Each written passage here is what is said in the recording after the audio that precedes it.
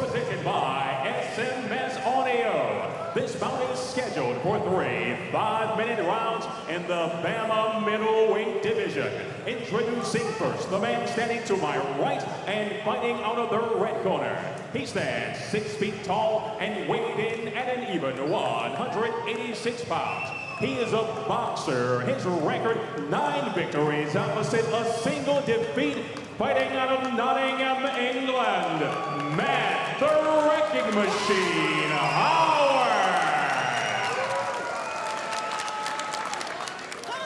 His opponent stands across the cage to my left and fights out of the blue corner. He stands 6 feet 1 inch tall. His official weight, 185 3/4 pounds. He is a mixed martial artist. His record, 5 victories opposite 2 defeats. Fighting out of Plymouth, England, Harry McLeman.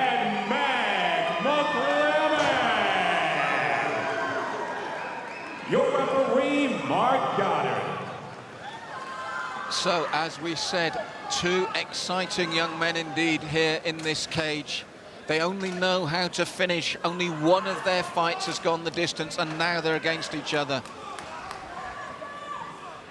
So, the Wrecking Machine, how does he come back from his only defeat by decision? Walking his man down to the edge of the cage. And Harry will know that Matt has this devastating KO power.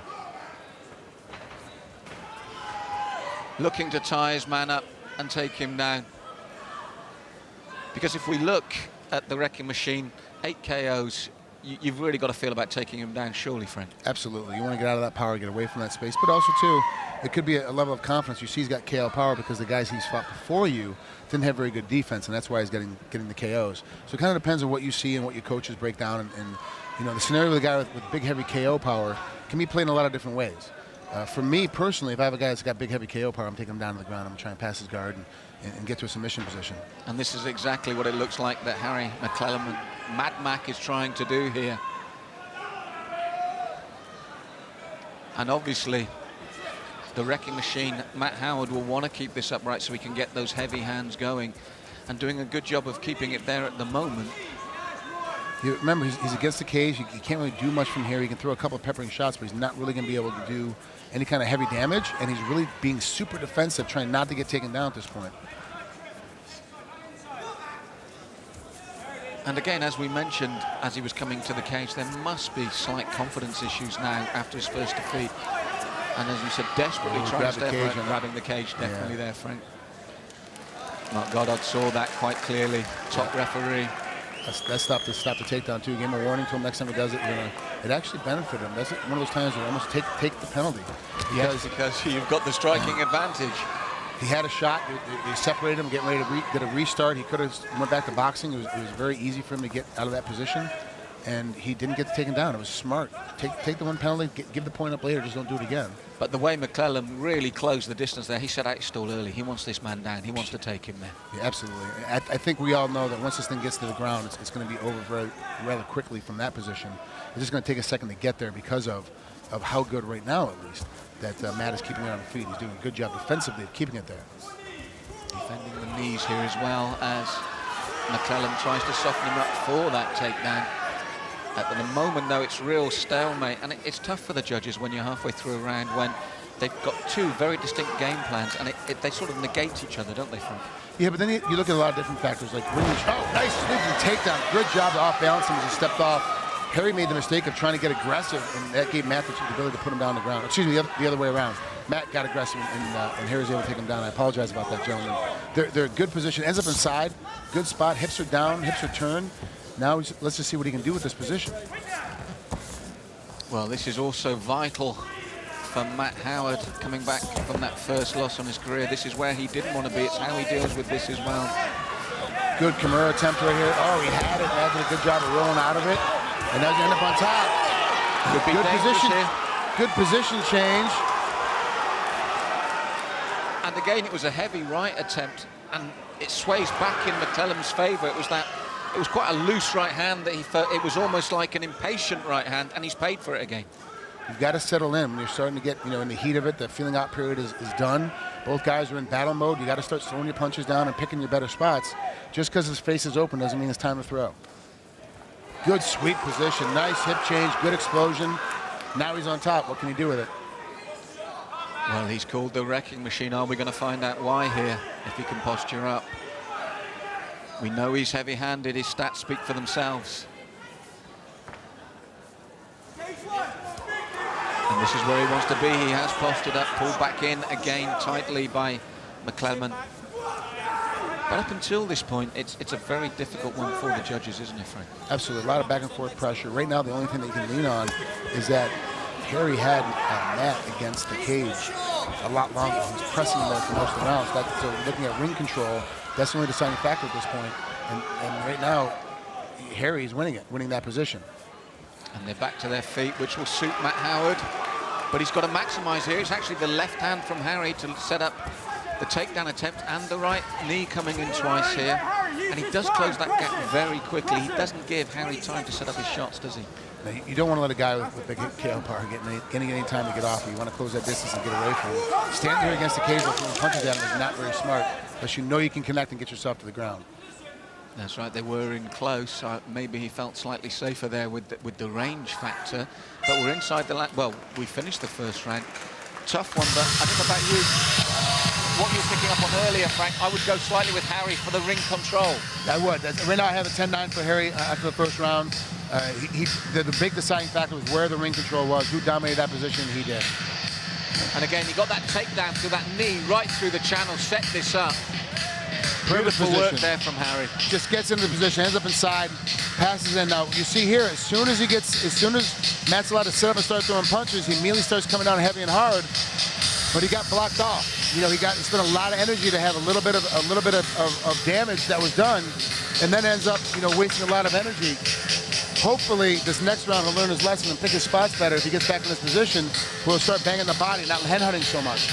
Well, I think with Matt as well, it's timing issues, in the sense that he lets Harry close that gap so quickly. He's got to catch him on the way in if he's got any chance to keep that distance to get his boxing going, because at the moment, Harry gets in with ease. Let's see what happens now. This is, what do the corners tell you? What happened? Can we get inside now? Kick and adjust. Perfect ability and looking right for that takedown again, and gets it. And you saw Matt there. He almost reached for that cage again to try and grab the meshing. But he's fallen into the trap again, hasn't he? Right at the beginning of the second. This is a bad spot to be in. This is one of those things now. You're going to have to go back and look at this tape, go back to your training corners and go, look, you've got to figure out how to stop a takedown. If you want to be a brawler, if you want to be a striker, you got to figure out how to stay on your feet, which means you have to learn how to stop takedowns. You can't let a guy close the distance on you. You have to learn how to backpedal and step out of the way and sidestep. You're going to have to learn these foot motion games if you want to keep it on your feet. And he's just not. And on the bottom, like right now, he's not even doing anything. It doesn't look like he wants to really be a grappling guy on the bottom. So his best choice is to be a striker, so he's got to find a way to get there. Good sweep. He's done that twice now. This is a good sweep position. He steps with the leg and hips up and gets over very, very nicely. But he hasn't done much with this position. This is the problem for him. And you feel that when they get back to their feet, he needs to capitalize, but isn't capable at the moment.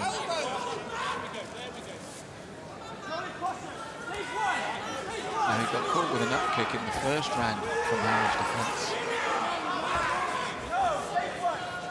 Wow, you can see Harry's starting to get tired. I can see he's starting to breathe a lot heavier. Of course, both guys are being physical, so they're both getting more tired. Harry's seemed to get a lot of gas taken on him that first round. He's got a lot of time on takedown attempts. And we know that Matt's powerful as well, and that's a big man starting to rain down work on you. Looks like Matt just got one for hitting the back of the head. By Mark Goddard. Let's see what happens. He's got to be real cautious now. Harry's very smart here. He's got to see he's got himself turned over. He's got that one arm close tied up so he can't get in the face. The only way he can hit you now is through the back of the head. He has to come up and down, and it's very difficult to get that position. He's trying to use his forearm there, but he's got to be careful that he doesn't give up that arm to Harry. He's in a good position to go ahead and get an arm triangle if he chooses to. He can push that leg. He can push that arm through right now. Just gets through with the left hand. Does Matt Howard. And this is where I feel that we talk about that confidence. If I was Matt, I would now step back and ask him to come back to his feet with the power that I've got. But having said that, he sat back down nicely with that heavy ground and pound. And this has changed the complexion of this fight, hasn't it, Frank? It really has. It's completely different now. This second round is completely different than the first round. Nice takedown, great takedown, good stepping in, good hip position. Now he's inside, stepping over from mount. I think it's a little bit too early for him to step over the mount. I think that with his head caught like that, I believe that Matt's going to go ahead and try to roll out of this. He better get his head free before he steps over. Just as you said that, Harry popped the head out. And he needs this. He's still got time, hasn't he? Because he'll know the early part of that round, Matt Howard did really well there. And he needs to change this around now.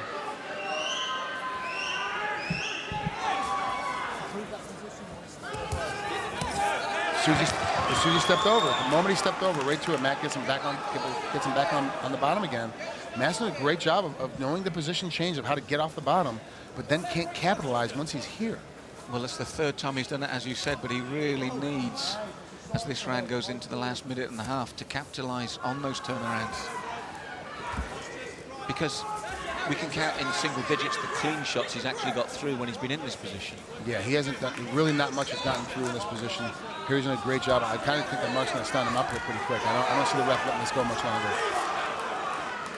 And again, we feel he's got to be careful with those arms, Matt Howard. And as you said there, good call, Frank. He's calling them back up. You know, and really, I got to be honest with you, just from what I'm looking at, that Harry's in a great position to get a bunch of triangles. He's in a nice double leg takedown, puts him right back down on the ground. Great timing. He's in a great position to get a lot of triangle takedowns. He really needs to go out and kind of develop a triangle game from the bottom because these guys are swinging at him. He's in a position where he could be in a triangle very easily without having to do much. Well, it's true because the Matt's work isn't subtle, is it?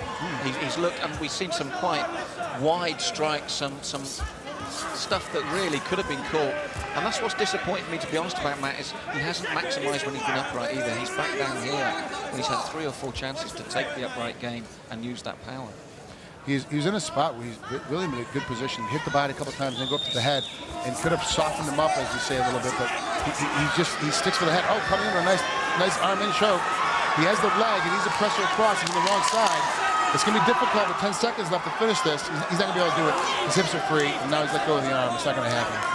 But there was a great position. He could have stepped off and went to a nice choke. You know, obviously that round goes all the way to Harry again. You know?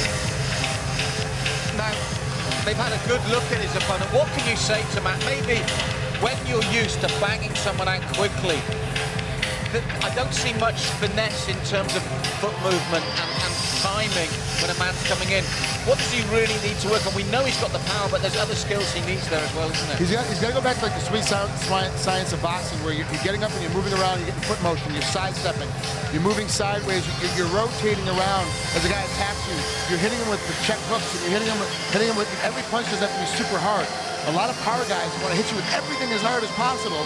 You don't need to do that. You can throw a 5-punch combo, and the first punch is hard, and every other punch in the middle is garbage, and the 5th punch is hard because you're trying to set them up. So it saves energy, it also saves your power, and it confuses guys because you don't know which one's going to be hard and which one's going to be soft.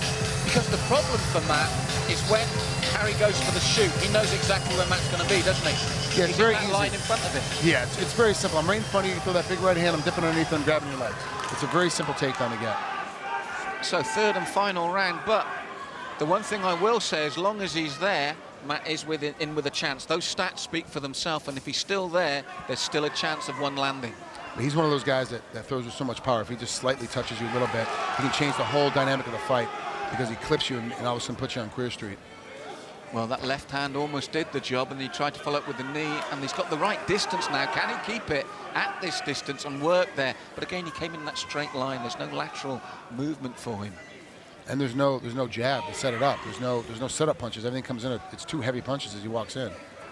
They're easy to see coming, and they're easy to stop. And the problem for him across these 3 rounds is Harry has been able to close this gap and get to this position. And each time he's taken his time and he has got his man down.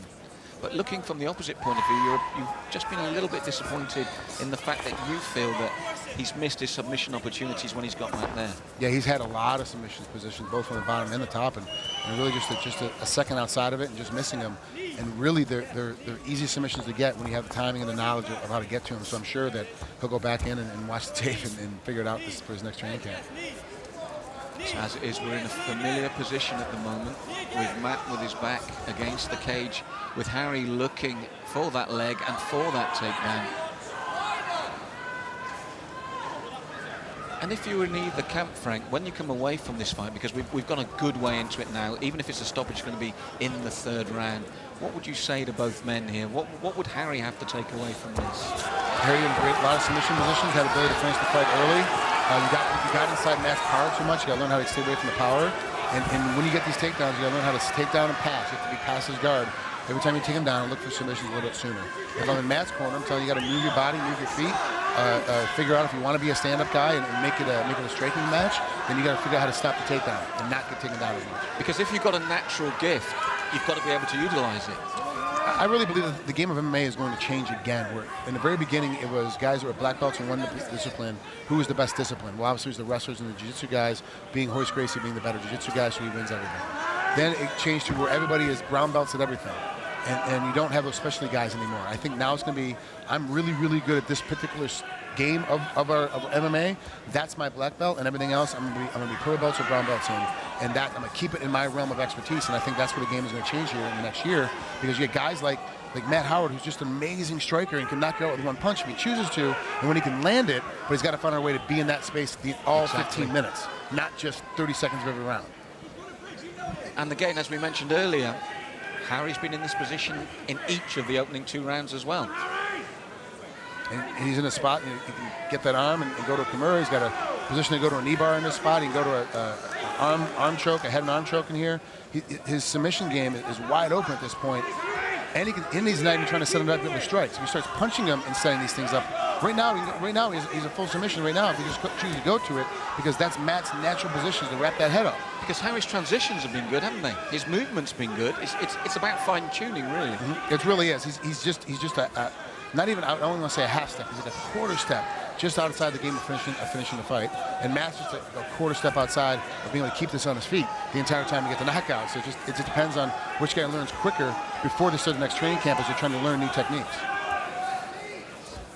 Yes, because, I mean, Harry's managed to negate the power. He's managed to stay safe from the power, and he's managed to get the takedowns, and his movement here has been good. As you said, it's just that final piece of the puzzle, that submission. But here again, he's going for the back now of Matt, and he's got time as well.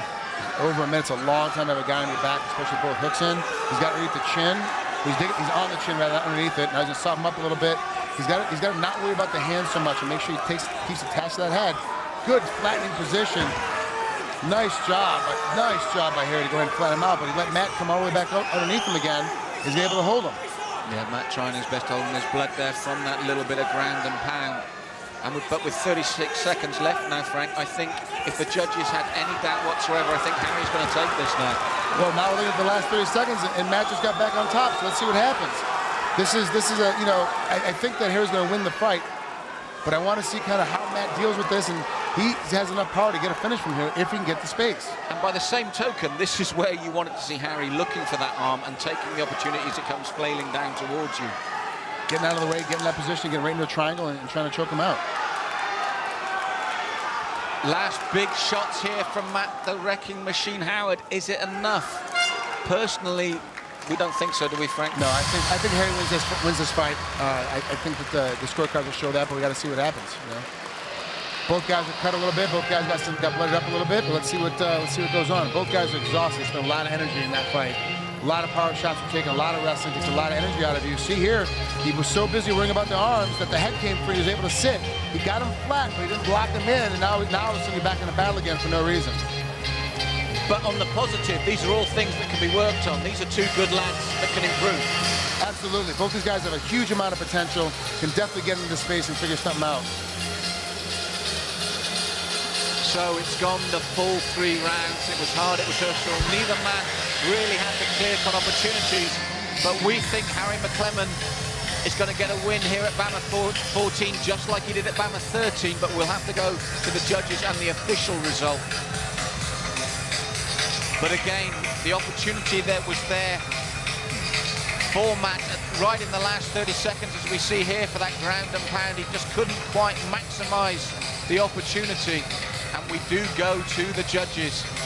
Again, these shots not quite getting through clean enough to force a decision. And Mark Goddard, our referee, calling them to the centre of the ring now.